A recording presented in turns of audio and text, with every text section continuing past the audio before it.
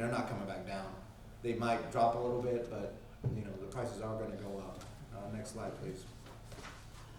This next one is the Pearsall RV Park and Guadalupe street drainage improvements.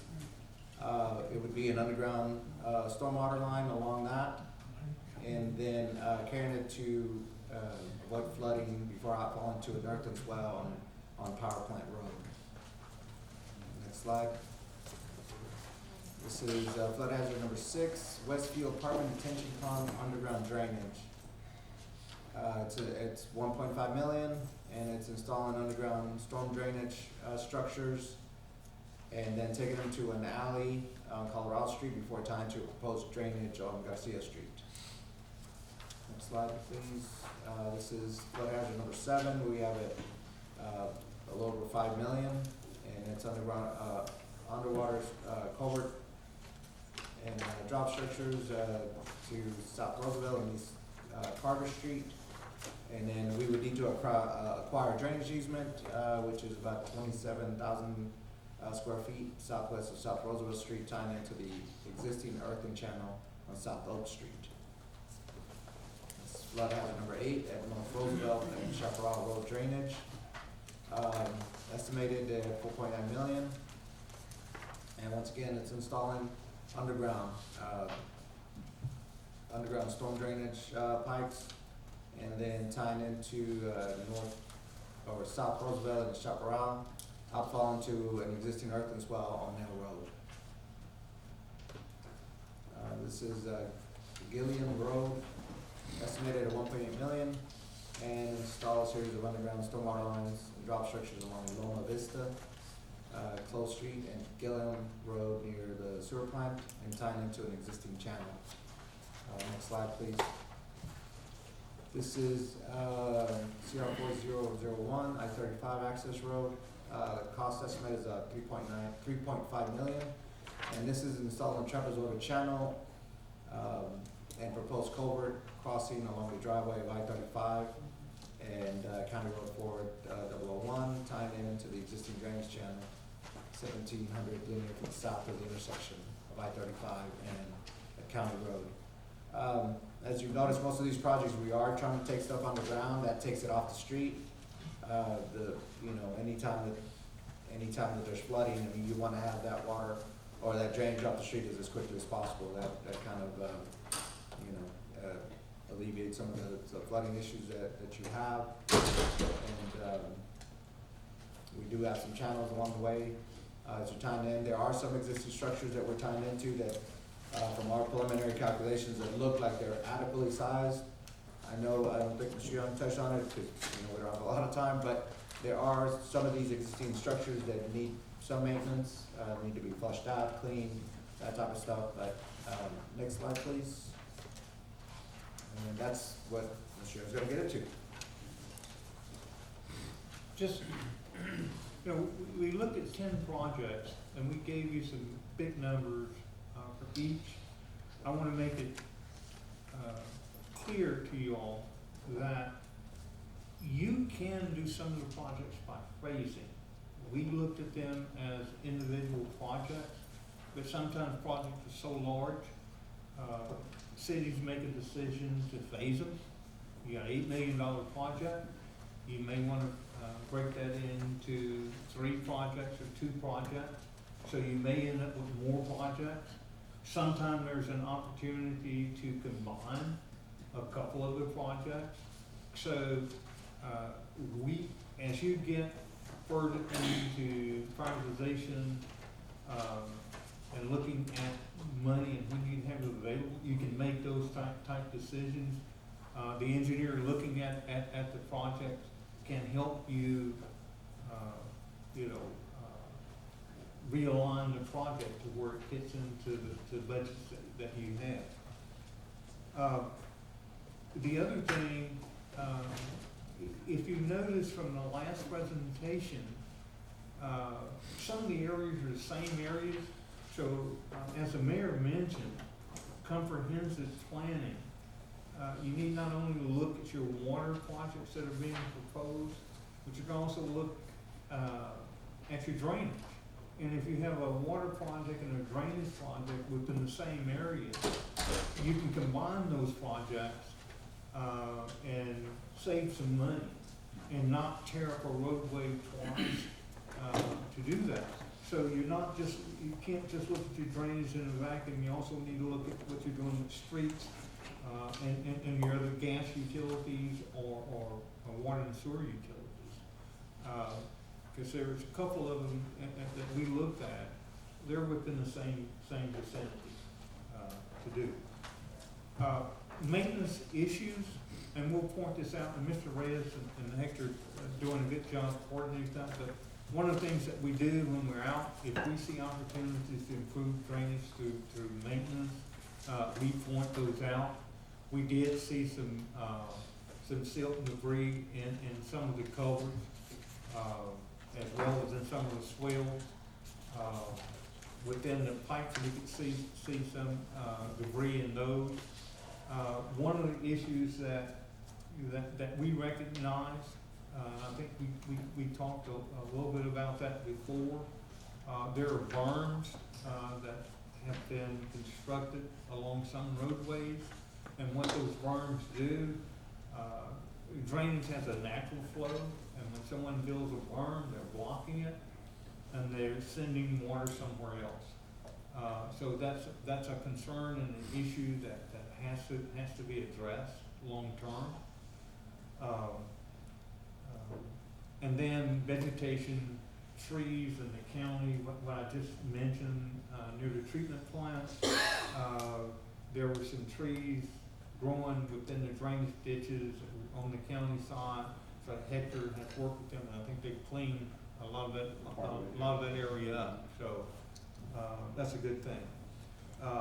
When we met with TechStop, we pointed out some of the areas that that some of their drainage structures needed some attention. And so they were looking at taking care of that. I don't have a current update on that, but we did let them know that there are some things that they need to take care of as well. Next slide. And this is kind of generally a map that shows where those locations are that we identified. And you'll see, and they're right there, not just TechDOT, but for citywide. Those are the areas that needed some attention. And we'll just go through real quickly the slide. And just show some of the debris.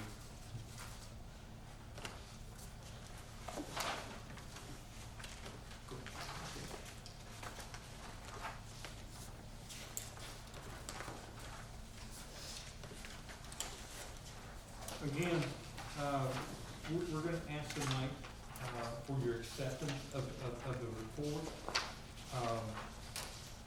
If you would, Yeah. to give you an example, and what we did is provide you an overview presentation of the report. It's a 300-page report. What we provide you with is a summary. We're asking for you to accept that. And if you accept the report, what we'll do is go back, we'll finalize it. It'll get our engineer's seal on it. It'll be presented back to the city manager, and it becomes an official record for the city. And then the next step, what we'll be doing is working with the city on helping you come up with priorities for the project. Some of the things I talked about is funding.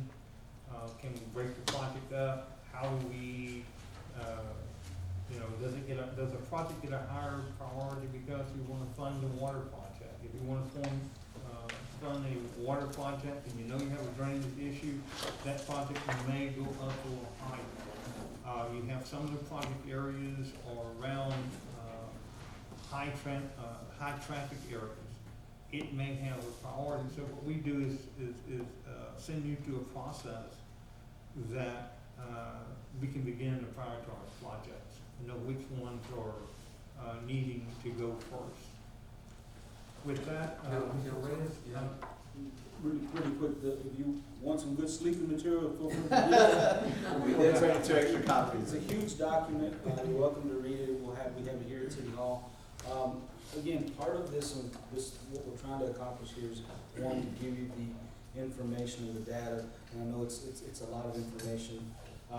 Two is trying to make sure that we, one time, and it's coming really close with funding, particularly at the state level, the federal level, that we at least have some projects and things that we have identified that we do want to see if we can get some funding. It's believe me, the numbers are big. I can get it. They're huge numbers that we look at now. We can't never do this, but what we're suggesting, what I'm suggesting, is if you do it in a way to where, again, as we talk about phasing it in, figuring out how we can fund this, whether it be through the Texas Water Development Board. Just to give you a quick recap, the Nueces River Authority, these reports are actually, they're coming up, they're tasked with coming up with a drainage plan for the entire state of Texas. Their region is this region. So they're asking for this report, this data, because they're gonna come up with the plan one, and that plan's gonna consist of future funding. So the importance and significance of this to me is being able to say, okay, we need some money for these projects, one, and having some data that qualifies hopefully for some funding. Again, we are gonna still need their services because there's gonna have to be some engineering work that's gonna have to be done. As the council knows, or some of y'all know, there's one project that's been designed, one project, and that's 1581, the 1581 drainage project. That's already been designed by a former engineering firm. The challenge we have and the council has is, and what we discussed with Mr. Young is, let's assume you construct or you make the improvements of the 1581 project, where we're talking about where the ball fields of the sports complex is at. The question then becomes what happens to that drainage with those improvements. And again, I told him I'm no engineer, but ultimately there's going to be a bottleneck of, okay, we made our improvements as the county made theirs, or TxDOT made theirs, so whether water, as it rains or whatever it drains, it's constraining in a way that we're not still having the same problem or similar issues, but that's kind of where we are with some of this. Council, you have any questions for these gentlemen? Well, I do.